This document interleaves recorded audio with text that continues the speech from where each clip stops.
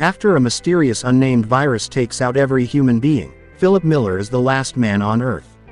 He has been living alone for the past year and is driving around America to look for more people. He goes to every single state, making announcements to empty cities and stealing artifacts and paintings from museums. After the failed mission to find humans, Philip decides to return to his hometown, Tucson. Still, as the last attempt to find someone, he writes, "Alive in Tucson," on every billboard he can find. In Tucson, he goes to his shabby apartment and packs up all the necessary stuff before making his way to a gated community in the more lavish part of the city. He chooses the biggest house and declares it his new home. He spends the next few days decorating the house with all the famous paintings, a mat from the White House, a dinosaur skull, Academy Awards, and many more artifacts worth billions of dollars. Every day before going to sleep, Philip makes sure to apologize to God for masturbating so much and wishes that he sees the face of at least one woman before his death. Thankfully, there are still a plethora of cars that he can use to drive around. He goes to the grocery store in his underwear and breaks in using a gun.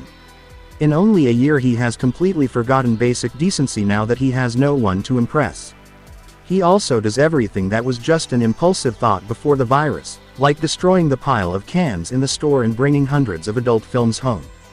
To pass time, he plays racquetball with himself, uses lamps and aquariums as bowling pins, and crashes cars onto each other. The chaos makes him feel a hint of adrenaline and helps him cope with loneliness. After about a month, he starts to lose his sense of sanity. Moreover, being alone on his birthday reminds him of everything he failed to appreciate when life was normal. He misses his mother, his life, and humans in general. The scene cuts to a few months later. The grand mansion Philip lived in has turned into a dumping site. It is filled with plastic and cans that he never cleans up because there won't be a meaning to it anyway. He hasn't showered in days and has started living like an animal. The house lacks running water and the toilet is covered in plastic bottles. So instead, Philip makes a hole in the springboard and uses the pool as his toilet. He also fills a kid's pool with margaritas and bathes in it while simultaneously drinking from it.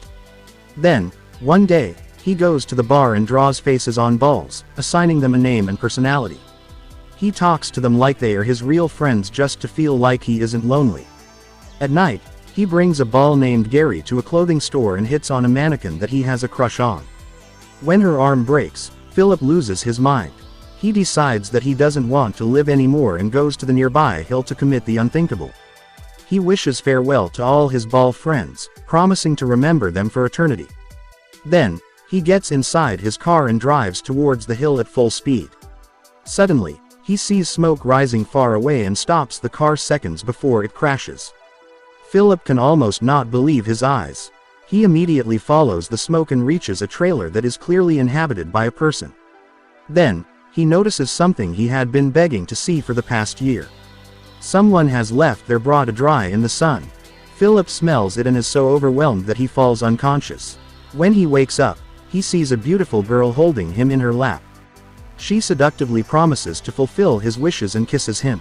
Philip is enjoying the kiss before he wakes up and realizes he was dreaming. The girl in front of him is less attractive and older. She is performing CPR on him to bring him back. They pull away from each other, weirded out on seeing another human after so long. Philip asks her where the beautiful woman is until she points out he should be worried about his wet underpants instead. It turns out that he peed himself when he was unconscious. Even in a situation like this, Philip claims that he was swimming from the front side earlier, which is why his underpants are wet. He aggressively starts explaining that he did not pee himself, which makes the girl panic. She brings out a gun, asking him to stay away. Philip finally admits that he did in fact pee and is embarrassed. After both of them calm down, they introduce themselves. The girl's name is Carol. She used to be an analyst before the virus and has been wandering around America after everyone died. She saw the "Alive in Tucson" sign and came here to see if she really is the last person alive. Although Philip had been dying to meet a woman, he isn't very excited to see Carol. She repeatedly corrects his grammar, doesn't understand his jokes, and keeps talking about irrelevant things. After talking for a while, they decide to drive to the grocery store. On the way, Carol complains about him crossing the stop sign. Despite Philip arguing that there is no traffic, she remains adamant that they have to follow the rules or else they will start living like an animal. To make her feel better, he stops at a sign and looks to both sides, confirming that no one is crossing the road. Her nagging doesn't stop when they reach the grocery store and Philip parks in the handicap spot. They get into their fifth argument of the day with Philip insisting that the imaginary handicapped person has a lot of space to park his car. When Carol still urges him to park somewhere else, he runs the vehicle into the store. Following that, she goes to take a tour of his house and is disgusted by the way he lives. He has 2 swimming pools, one filled with feces and the other with garbage. Carol also accuses him of stealing the paintings even though he argues they didn't belong to anyone anymore. By the end of the house tour, Philip asks her to go back to her campsite.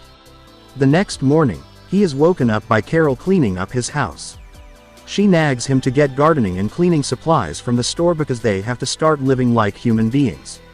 At night, Philip goes to his ball buddies and complains about Carol. Even though he has only known her for a day, he feels like they are a married couple who desperately need to get a divorce. The following morning, things get worse for him as she moves into the house next door. He tries to shoo her away but Carol, being Carol, is stubborn. She asks him if he is scared of being seen naked and as a reply, Philip takes off his pants. Carol finally addresses the elephant in the room and brings up the topic of reproduction. She thinks they are the chosen ones who have been given the duty to repopulate the earth again. Philip says that he wouldn't sleep with her even if she was the last woman on earth, which is true in this case. In the next scene, he is in his outdoor toilet when Carol approaches him. She wants him to find a way to get running water to their house.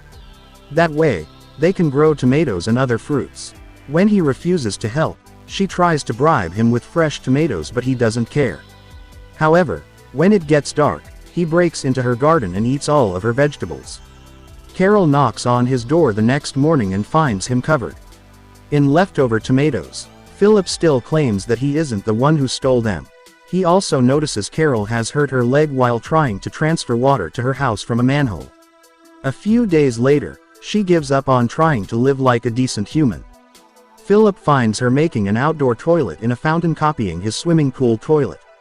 Carol thinks that they might not be the chosen ones but the forgotten ones who have no purpose in life.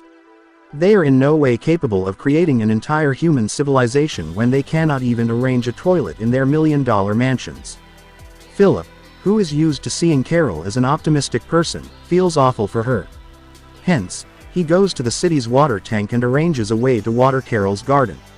She is finally happy to see a good side to him and invites him to dinner. At night, Philip enjoys an organic meal after a long time. The topic of sex is brought up and Philip says he is ready to sleep with her now. However, to his surprise, Carol doesn't want to make love before marriage. Initially, Philip laughs, thinking that it is a joke, but she turns out to be serious. Even though the idea is ridiculous, he proposes to make her feel better. At last, they decide to get married the next day. In the following scene, they are in church saying their vows. Philip thinks it isn't necessary but goes with the act anyway. When they step out of the church, they are welcomed by a crowd of guests. Philip realizes he has made a mistake and screams. Then, he wakes up on his bed, thankful that it was only a dream. He even has to check out the window to ensure that most of the world is still dead. A while later, Carol comes to his house with food. She thinks they should elect the President of the United States by voting. It is useless, but Philip elects himself and becomes the president unanimously. Then, the two enjoy spaghetti and raisin balls, which Carol thinks is a good alternative to meatballs. Following that, the day of the wedding finally comes. Carol prepares the decorations and cake while Philip is tasked to get rings for them. However, instead of getting the rings, he throws a bachelorette party for his ball buddies, setting fire to random things in a parking lot. He even goes to say goodbye to the mannequin, telling her that she will always remain the love of his life. At the end of the day, he goes to the church where Carol has prepared a recording that will officiate their wedding. After brief vows, it is finally the time to exchange rings. This is when Carol discovers that he didn't get them. She realizes she is the only one putting effort and calls off the wedding. Later, Philip knocks on her door, trying to talk to her, but she doesn't reply. Hence, he breaks the front door with a hammer and enters the house. To his surprise, she has actually put in an effort to decorate it. She has even prepared a cake for them with his statue on top. Philip feels awful about what he did and apologizes to her. He also reveals that he doesn't really like her personality or the food she cooks, but even so, he is glad that she exists because, without her, he would not be alive right now. With that being said, Philip brings her out to do something special. In the following scene, they go to a jewelry shop where Carol gets all the rings she wants. They finally officiate the wedding and are declared husband and wife. At night, the two make love, but the experience is not how Philip thought it would be. Carol cannot stop talking throughout the night, making strange remarks that she thinks are hot.